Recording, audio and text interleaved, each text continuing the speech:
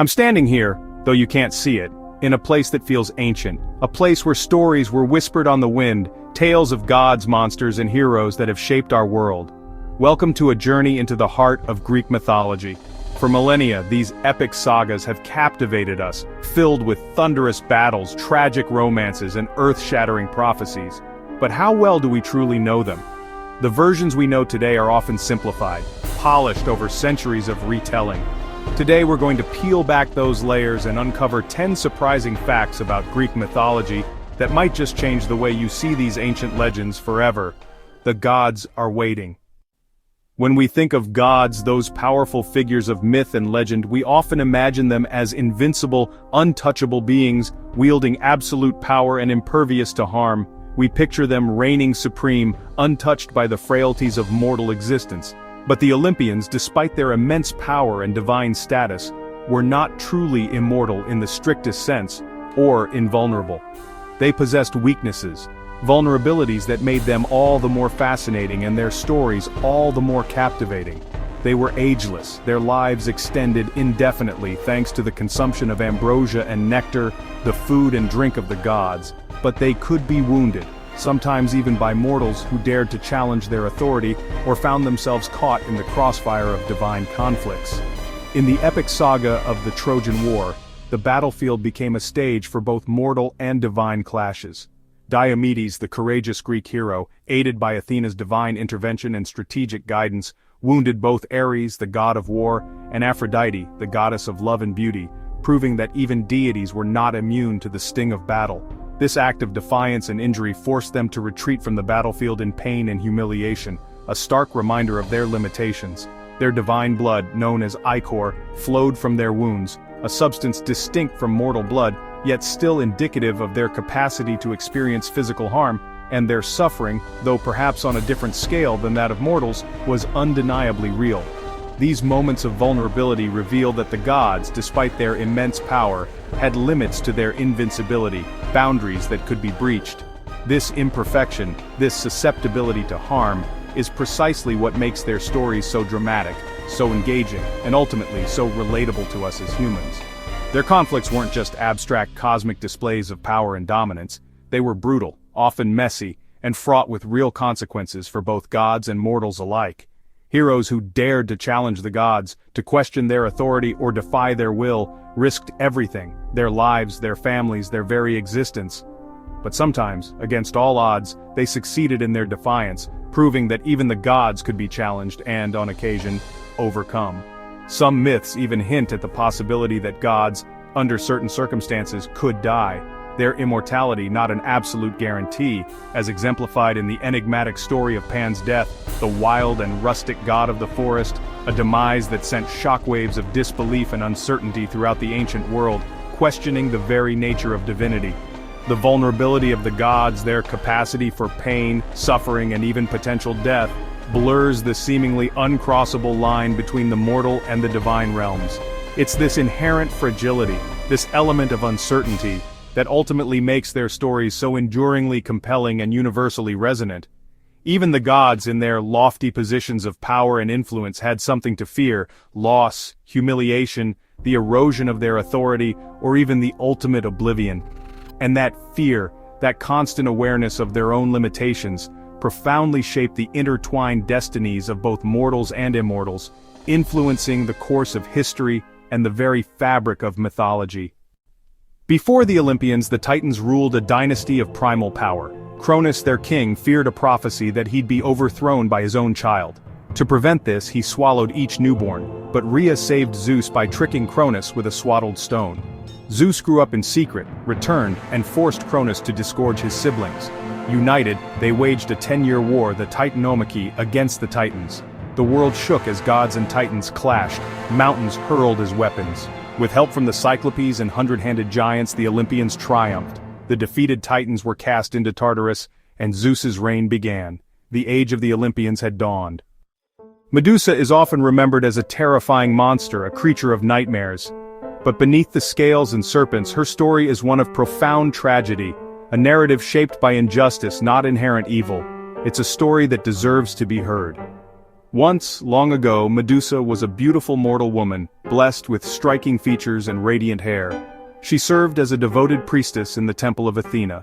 But her fate took a dark turn when she was pursued and brutally violated by the sea god Poseidon within the sacred confines of Athena's own temple.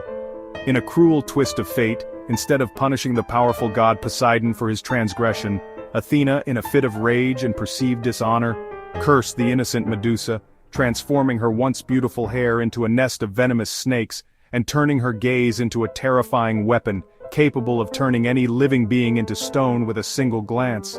Medusa was then exiled from society, stripped of her beauty, her innocence, and her very humanity, and forced to live a life of complete isolation, shunned and feared by all. Her monstrous form and deadly gaze became a constant reminder of a punishment for a crime she did not commit, a burden she was forced to carry. The myth of Medusa poignantly reveals the often arbitrary cruelty and profound injustice that could be meted out by the gods of ancient Greece. Medusa's story serves as a stark reminder that in Greek myth, the victims of divine wrath and human cruelty often suffer far more than their tormentors ever do. Over time, she became a symbol of fear and monstrous power, but also paradoxically a symbol of resilience and survival against overwhelming odds. Her enduring tragedy continues to challenge us to look beyond the surface, to question the narratives we inherit, and to seek the truth hidden beneath layers of myth and fear.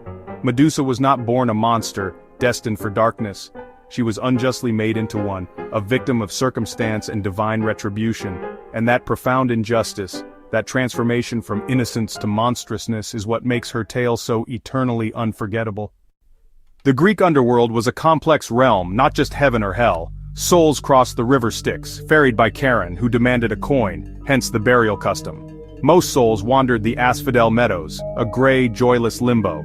The wicked were cast into Tartarus, a pit of endless torment, home to punished souls like Sisyphus and Tantalus. But the greatest heroes and the favored found paradise in Elysium, a land of eternal spring. This tripartite afterlife reflected a nuanced moral system. Your fate matched your deeds. The Greek afterlife was a landscape of justice, fear, and hope. It mirrored their beliefs about mortality and consequence. The journey after death was as intricate as life itself. In the end, every soul found its place. Prometheus, the titan of forethought, saw potential in humanity and defied Zeus to help them. He stole fire from the gods, gifting mortals the power to build civilization. Zeus's response was merciless. He created Pandora to unleash suffering on humanity, and condemned Prometheus to eternal torment.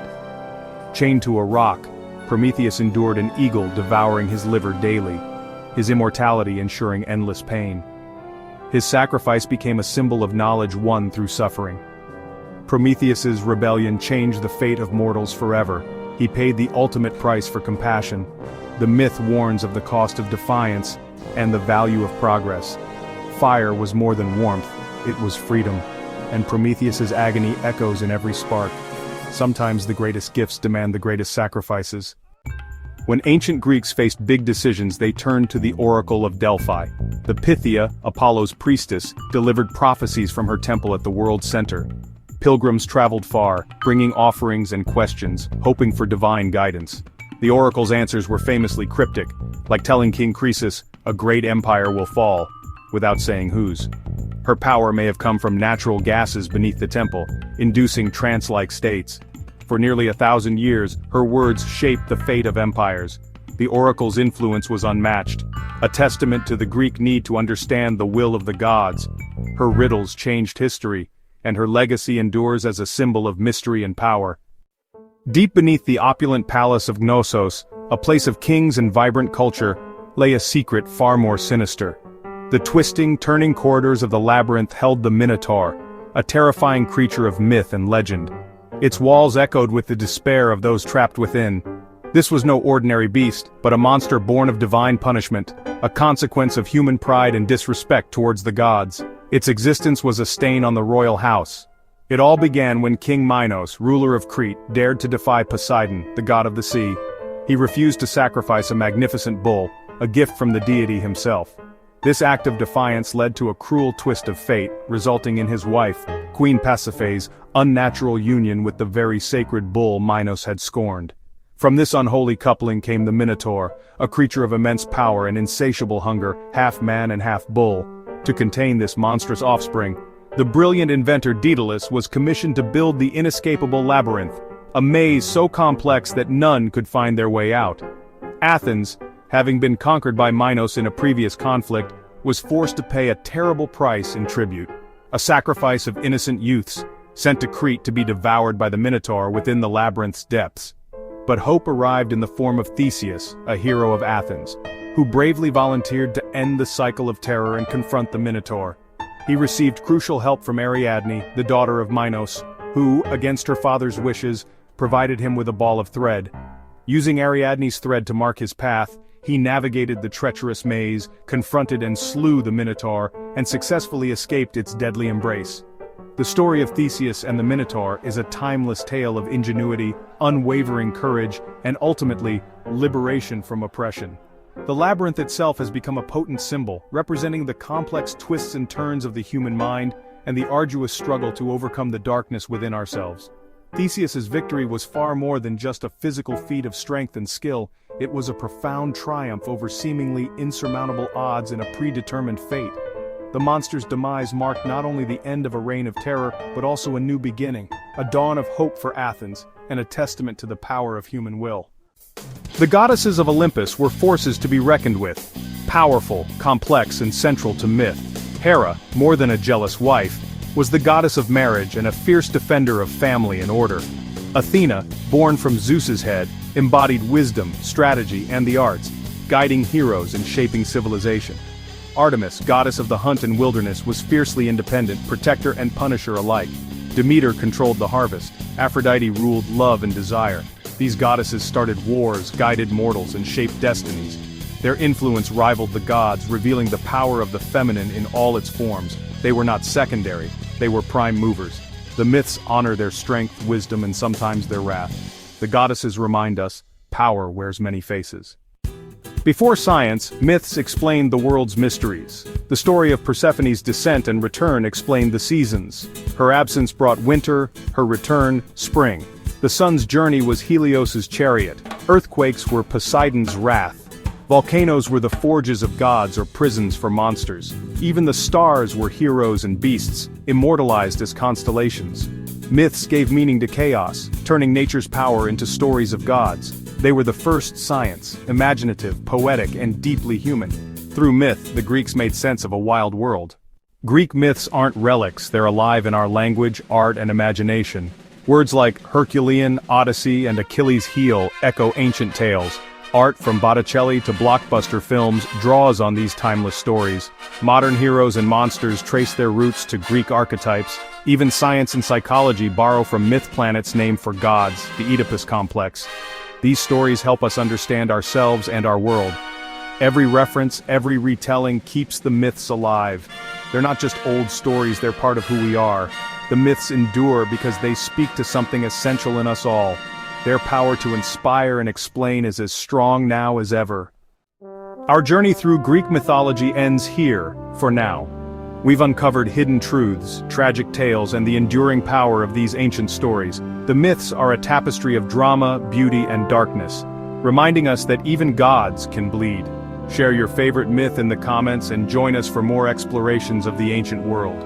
Subscribe to Universal Facts for more journeys into myth and history.